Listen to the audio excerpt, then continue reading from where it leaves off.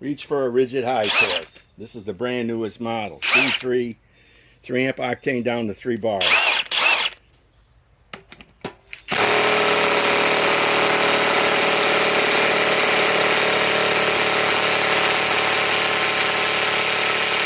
Wow.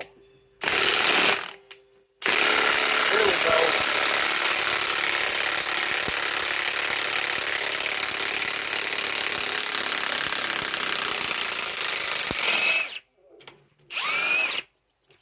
I don't mess around, guys. If all else fails, the high torque will do it. Imagine that one. Even the Flex couldn't get that last one out that went in with the Milwaukee. I tell you, this is a hard fucking wood. I don't know what kind of wood this is, but it's hard.